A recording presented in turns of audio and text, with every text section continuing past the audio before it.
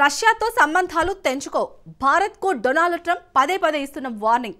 Trump warnings ని భారత్ తాటాకు చప్పుల కింద తీసుకుంది. అమెరికా కంటే రష్యానే మాకు ముద్దని తేల్చి చెబుతోంది.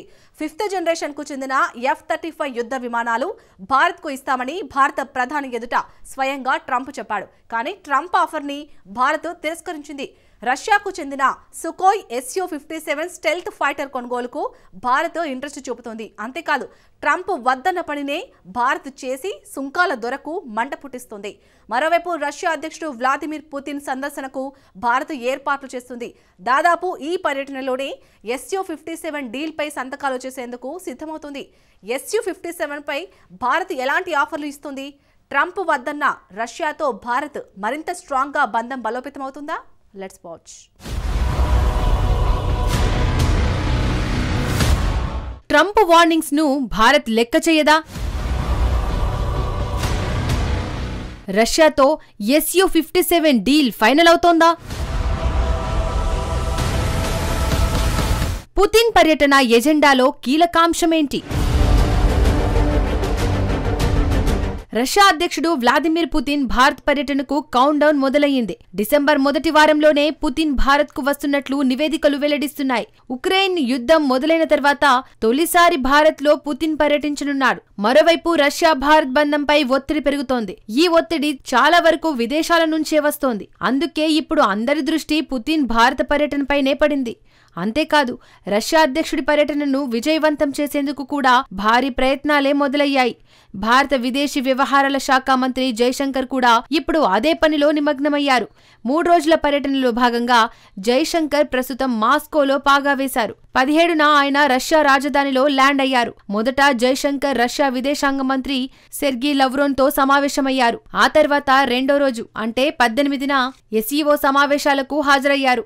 SCO అంటే షాంఘై కోఆపరేషన్ ఆర్గనైజేషన్. ఆ తర్వాత చివరగా రష్యా అధ్యక్షుడు వ్లాదిమిర్ పుతిన్ తో జైశంకర్ సమావేశమయ్యారు. SCO అనేది యురేషియాలో ప్రాంతీయ కూటమి. SCO కూటమి దేశాల సమావేశానికి రష్యా ఆతిథ్యమిచ్చింది. ఈ సందర్భంగా జైశంకర్ ఉగ్రవాదాన్ని ప్రపంచానికి ఎత్తి చూపారు. టెర్రరిజం, తీవ్రవాదం, వేర్పాటువాదం అనే 3 దుష్టశక్తులపై పోరాటానికి SCO ఏర్పడిన విషయాన్ని జైశంకర్ గుర్తు చేశారు. We must never forget that the SCO was founded to combat the 3 evils of terrorism, separatism and extremism. These threats have become even more serious in the years that have passed.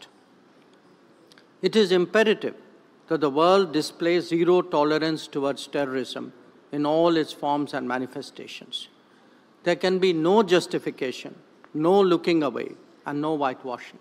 ఏళ్లు గడుస్తున్న కొద్దీ ఉగ్రవాదం, తీవ్రవాదం, వేర్పాటువాదమే దుష్టశక్తుల నుంచి ముప్పు మరింతగా పెరుగుతోందని జైశంకర్ ఆందోళన వ్యక్తం చేశారు. ఉగ్రవాదం ఏ రూపంలో ఉన్నా, ఏ విధంగా ప్రదర్శించినా ప్రపంచం నిర్లక్ష్యం ప్రదర్శించొద్దని జైశంకర్ కోరారు. ఉగ్రవాదాన్ని ఎట్టి పరిస్థితుల్లో సమర్థించరాదని, చూసి చూడనట్లు వదిలేయరాదని, దాన్ని దాచిపెట్టొద్దని భారత విదేశాంగ మంత్రి సూచించాడు. SCO ప్రధాన సూత్రాల్లో భద్రత కీలకమైన అంశం. ఈ సదస్సుల్లోనే ప్రతిసారి అత్యంత కీలకంగా భారత్ చర్చిస్తోంది. అయితే ఈ చర్చల్లో పాకిస్తాన్ కూడా పాల్గొంది. ఆ దేశ విదేశాంగ మంత్రి ఇషాక్ దార్ 15న మాస్కోకు చేరుకున్నాడు. అతడు కూడా SCO మీటింగ్ కు హాజరయ్యాడు. క్లియర్ గా చెప్పాలంటే SCO సదస్సులో జైశంకర్ పాకిస్తాన్ ను టార్గెట్ చేశాడు. అందుకే ఉగ్రవాదాన్ని దాచిపెట్టడమో సమర్థించడమో చేయొద్దంటూ పాకిస్తాన్ కు చురుకలంటించాడు. జైశంకర్ పర్యటనలో బహుపాక్షిక అంశాల్లో ఉగ్రవాదం ఒకటి. నిజానికి దీనికంటే ద్వైపాక్షిక అంశాలే కీలకం. ఈ ఏడాదిలో అంటే 11 నెలల్లో రష్యా విదేశాంగ మంత్రి లావ్రోన్తో 6వసారి జైశంకర్ సమావేశమయ్యాడు. అంటే రష్యాతో భారత సంబంధాలు బలంగా ఉన్నాయని ఈ పరిణామం చెబుతోంది. అదే సమయంలో రష్యాతో సంబంధాలను తెంచుకోవాలని భారత్పై అమెరికా అధ్యక్షుడు ఒత్తిడి తెస్తున్నాడు. 2 దేశాలను విడదీసేందుకు ప్రత్యేకంగా సెకండరీ సుంకాలను సైతం ట్రంప్ విధించాడు. అయినా రష్యా భారత్ బంధం మాత్రం బలంగా ఉంది. రష్యా భారత సంబంధాలు ఎంత గాఢంగా, చారిత్రకంగా పెనవేసుకున్నాయో స్పష్టంగా తెలుస్తోంది. ఈ విషయాన్ని భారత విదేశాంగ మంత్రి జైశంకర్ సైతం ప్రస్తావించారు. వివిధ రంగాలకు సంబంధించిన ద్వైపాక్షిక ఒప్పందాలు, కార్యక్రమాలు, ప్రాజెక్టులపై చర్చలు జరుగుతున్నాయని జైశంకర్ వివరించారు. అవి త్వరలో ఖరారు అవుతాయని ఆశిస్తున్నట్టు భారత మంత్రి స్పష్టం చేశారు. అంతర్జాతీయ వ్యవహారాల్లో స్థిరత్వాన్ని స్థాపించడంలో భారత్ రష్యా సంబంధాలు కీలక శక్తిగా ఉన్నట్టు జైశంకర్ వివరించారు. 2 దేశాల మధ్య సంబంధాలు బలపడ ఏర్పడడం ఇరు దేశాలకే కాదు ప్రపంచ శ్రేయస్సుకు కూడా తోడ్పడుతుందని భారత మంత్రి వెల్లడించారు. Number of bilateral agreements, initiatives and projects are under discussion in various fields. We look forward to the finalization in the coming days. India-Russia ties have long been a factor of stability in international relations. Its growth and evolution is not only in our mutual interest, but also in that of the world. తాజా పరిణామాలన్నీ Russia అధ్యక్షుడి భారత పర్యటనను ఖరారు చేస్తున్నాయి. మాస్కోలో Russia విదేశాంగ మంత్రితో భారత విదేశాంగ మంత్రి జైశంకర్ సమావేశమయ్యాడు. అదే సమయంలో పుతిన్ ప్రధాన సలహాదారుడు ఢిల్లీలో పర్యటించారు. భారత జాతీయ భద్రతా సలహాదారు అజిత్ దోవల్తో సమావేశమయ్యారు. వాణిజ్యం, రక్షణ ఒప్పందాలను ఖరారు చేయడమే ఈ పర్యటనల ప్రధాన లక్ష్యం. ఒక్కసారి ఈ ఒప్పందాల ముసాయిదా రెడీ అయితే పుతిన్ పర్యటన సందర్భంగా వాటిపై సంతకం చేయనున్నారు. ఈ ఒప్పందాలపైనే ఇరు దేశాలు ఆశలు పెట్టుకున్నాయి. ఇప్పుడు రెండు దేశాలు ఆశిస్తున్న కీలకమైన ఒప్పందం 5th జనరేషన్ ఫైటర్ జెట్. ప్రపంచంలోనే 5వ తరానికి చెందిన యుద్ధ విమానాలు అత్యంత అడ్వాన్స్డ్ రకానికి చెందినవి. ఈ 5th జనరేషన్ యుద్ధ విమానాలను ప్రపంచంలో కేవలం 3 దేశాలు మాత్రమే తయారు చేస్తున్నాయి. అమెరికా వద్ద F-35, చైనా వద్ద J-20, J-35, రష్యా వద్ద Su-57 యుద్ధ విమానాలు ఉన్నాయి. కొన్ని నివేదికల ప్రకారం డ్రాగన్ కంట్రీ నుంచి పాకిస్తాన్ 5th జనరేషన్ యుద్ధ విమానాలను కొనుగోలు చేస్తోంది. అంటే భారత్ కంటే అడ్వాన్స్డ్ యుద్ధ విమానాలను పాకిస్తాన్ పొందుతుందన్నమాట. ఇదే భారత్లో భారీగా చర్చలు జరిగాయి.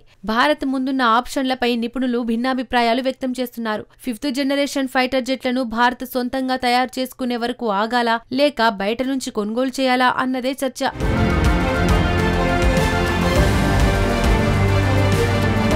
భారతదేశీయంగా 5th జెన్ ఫైటర్ల తయారీకి ఎన్నో సవాళ్లు ఉన్నాయి. ఇప్పుడిప్పుడే అడ్వాన్స్డ్ టెక్నాలజీని అందిపుచ్చుకునేందుకు భారత్ యత్నిస్తోంది. పైగా భారత్ వద్ద 5th జనరేషన్ యుద్ధ విమానాలకు ఉండే కీలకమైన స్టెల్త్ టెక్నాలజీ లేదు.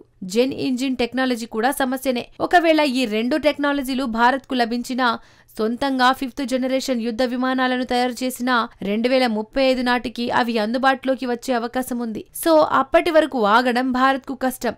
అందుకే భారత్ రెండో ఆప్షన్ను ఎంచుకుంటోంది. ఇప్పటికే సిద్ధంగా ఉన్న 5th జనరేషన్ యుద్ధ విమానాలను కొనుగోలుకు మొగ్గు చూపుతోంది. తాజాగా అప్గ్రేడ్ చేసిన Su-57 యుద్ధ విమానాలను దుబాయ్ ఎయిర్ షోలో రష్యా ప్రదర్శించింది. అంతేకాకుండా భారత్కు Su-57 యుద్ధ విమానం విషయంలో రష్యా భారీ రాయితీలు ఇచ్చేందుకు కూడా సిద్ధంగా ఉంది.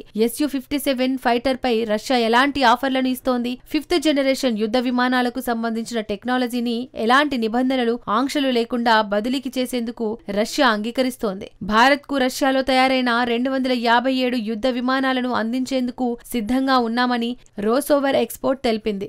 రోసోవర్ ఎక్స్పోర్ట్ అనేది రష్యాలో ప్రభుత్వానికి చెందిన రక్షణ ఎగుమతులు, దిగుమతుల విభాగం. ఆ తర్వాత భారత్లోనే 5th జనరేషన్ యుద్ధ విమానాల తయారీకి సాంకేతికతను రష్యా బదిలీ చేయనుంది. ప్రధానంగా జెట్ ఇంజిన్ టెక్నాలజీ, ఆప్టిక్స్, AESల రేడార్లు, కృత్రిమ మేధస్సు, శత్రువులకు కనబడకుండా యుద్ధ విమానాన్ని తప్పించే స్టెల్త్ టెక్నాలజీ, ఆయుధనిక, వైమానిక ఆయుధాలను కూడా అందిస్తామని రోసోవర్ ఎక్స్పోర్ట్ ప్రతినిధి తెలిపారు. నెక్స్ట్ జనరేషన్ టెక్నాలజీని కూడా అందించేందుకు సిద్ధమని వివరించాడు. దీన్ని ఇంకా సింపుల్ గా చెప్పాలంటే, ఒక వస్తువును మీరు కొన్నారనుకోండి, మీరు దాని టెక్నాలజీని ఇవ్వరు, కానీ రష్యా మాత్రం టెక్నాలజీ కూడా ఇస్తామని చెబుతోంది. మొదట Su-57 యుద్ధ విమానాలను విక్రయిస్తోంది. ఆ తర్వాత Su-57 కు సంబంధించిన టెక్నాలజీని బదిలీ చేస్తోంది. అంటే దేశీయంగా Su-57 యుద్ధ విమానాలను భారత్ తయారు చేయొచ్చు.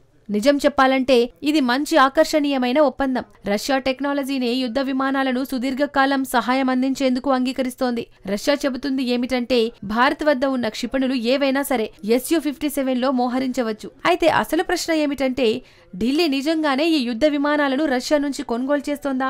ఒకవేళ ఒప్పందం చేసుకుంటే మాత్రం త్వరలోనే తెలుస్తోంది. ఎందుకంటే పుతిన్ పర్యటనలో Su-57 ఒప్పందంపై సంతకం చేసే అవకాశం ఉంది. పుతిన్ పర్యటన ఎజెండాలో పలు అంశాలు ఉన్నప్పటికీ Su-57 యుద్ధ విమానమే హైలైట్ గా నిలవబోతోంది.